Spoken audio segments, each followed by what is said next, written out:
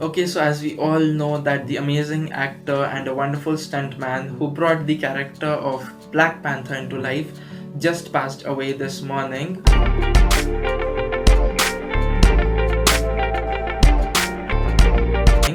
Of course, it has to be a very sad news for all the Marvel fans, including fans of his fabulous role in many other movies. Chadwick Boseman's death was officially declared on his Twitter handle today at 7:41 a.m., which read that he was diagnosed with stage 3 colon cancer in 2016, and after battling it for the last 4 years, it progressed to stage 4. Getting to know something more about Chadwick is that he was born in the year 1976 in South Carolina, United States. Further, that Chadwick appeared in the Captain America Civil War movie in the year 2016 for his entry into MCU as the Black Panther, and it's been 4 movies since then, including the Infinity War and the Avengers Endgame he is into.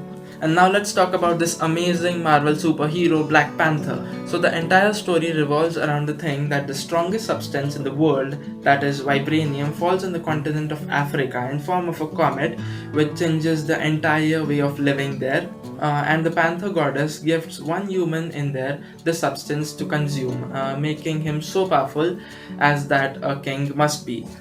And thus he came out as T'Chaka, the king of Wakanda.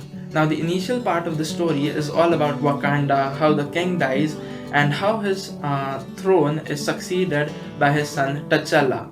The core of the movie being that the people of Wakanda don't want the world to know about this unique and the most powerful substance, vibranium, and so they choose to be a secret nation, that is Wakanda, and that's why the movie is all about terrorists trying to infiltrate Wakanda and have a hold on vibranium, and the people in there trying to stop this. Now, the thing I loved about this movie is the African culture and tradition being pushed into the modern era. Because, of course, the African tribes are considered to be one of the oldest habitations. I mean, see their dressing, their dance, and music, it's just lovely. And this man or woman of one of their tribes who is making completely uneasy for me to even look at. Uh,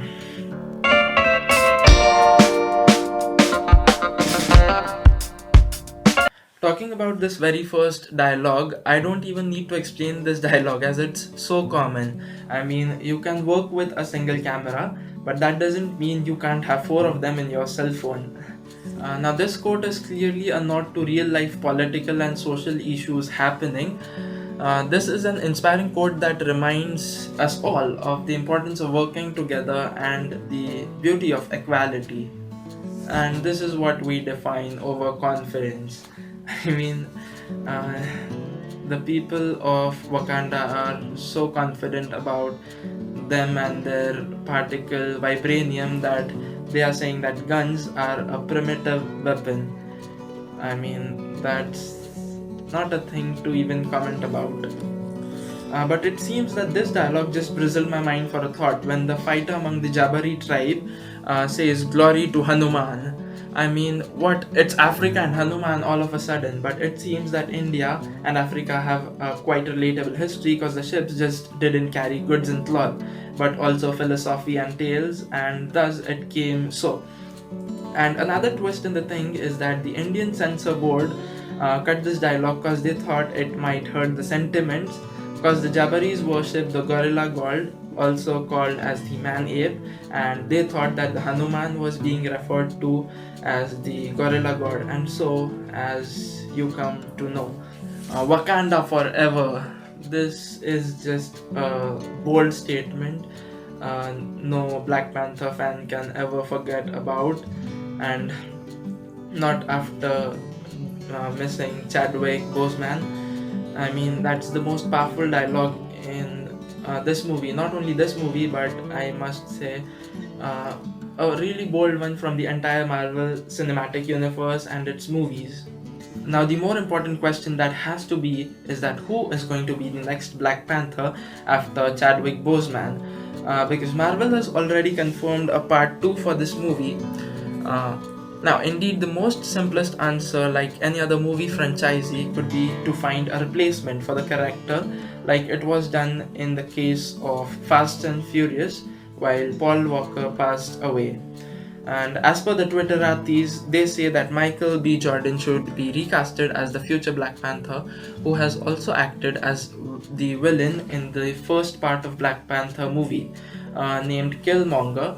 But personally, I think that the Hobbs and Shaw actor Idris Elba seems to be like a more perfect man for being the Black Panther. The better option has to be that Shuri, the sister of T'Challa, can be the successor of Wakanda and be the Black Panther herself, because in many of the scenes it's seen that Shuri controls T'Challa mentally and virtually also. And secondly, that in the comics too, Shuri has been the Black Panther. Well, I guess that's it for the video. Like this video to show your enormous love to our late Mr. Chadwick Boseman.